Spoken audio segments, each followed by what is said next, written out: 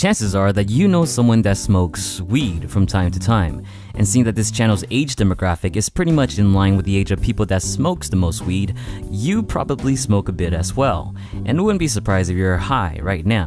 But what happens when you mix a little bit of that THC with your workouts? What happens when you work out high?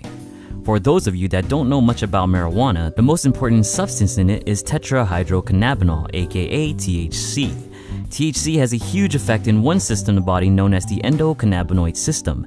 In fact, your body produces its own THC-like substances known as, well, endocannabinoids. When endocannabinoids or THC binds to cannabinoid receptors, primarily in the brain, it causes all types of fascinating effects that pot users are familiar with. Now the question is whether any of these effects can help you with your workouts.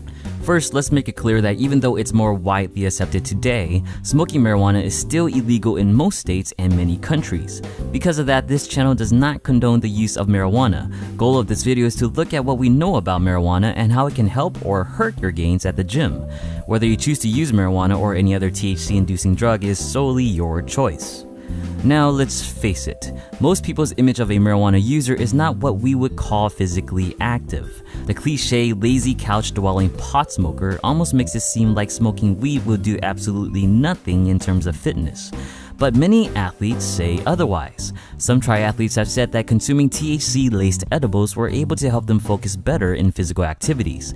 Some athletes say that getting high allowed them to take away anxiety during workouts. Marathon runners have said that smoking weed before a run allowed them to get into a groove easier, and it makes it feel like they can run much longer. So the anecdotes of professional athletes seem to give a thumbs up to bongs up. But what about actual research? Well, the thing is, not too many research is out there since marijuana and THC is still classified as a Schedule I illegal substance. But we do have some research and the information is quite interesting. First is the connection of marijuana and the good feeling after a long jog known as the runner's high. It was long believed that runner's high came from the release of beta endorphins, but now studies say that's not true since endorphins cannot reach the brain. Instead, it's most likely from endocannabinoids, which can reach the brain. Since marijuana's THC share the same effects as endocannabinoids, it can be possible to increase the sensation of a runner's high if you smoke a bit before you run. Not exactly improving performance, but at least improve the enjoyment of exercise. As far as improving performance, unfortunately, it seems that all studies are pointing to zero.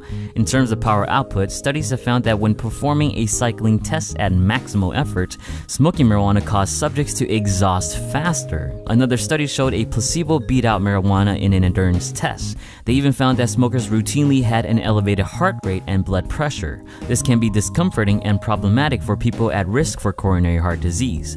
And even though, yes, smoking marijuana can reduce stress and pain sensations, which can even help you push through a few more reps, this can pose as a huge risk.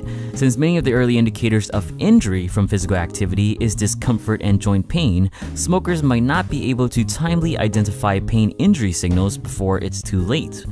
And THC is also a psychoactive drug that can impair coordination and slow down reaction time. A study found that smoking 17 milligrams of THC caused users to run into walls more frequently and took longer to complete a virtual maze test.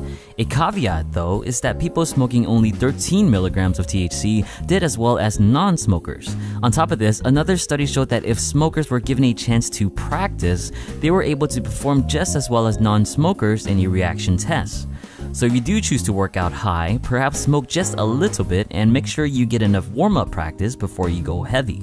And one more possible positive, but not fully proven, is that marijuana can serve as a vasodilator. This means that it can improve blood flow by widening your arteries, which can help with delivering nutrients to your muscles, and vasodilation has shown to even improve soreness, a small win for Grass City.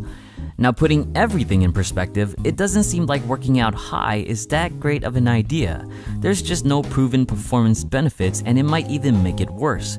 But if taking a few puffs will help you with your workout, then don't let this video stop you from puffing away. Stay high and stay active. What's your thoughts on working out high? Share in the comments below. If you enjoyed this video, please like and share it, and don't forget to subscribe. Thanks for watching.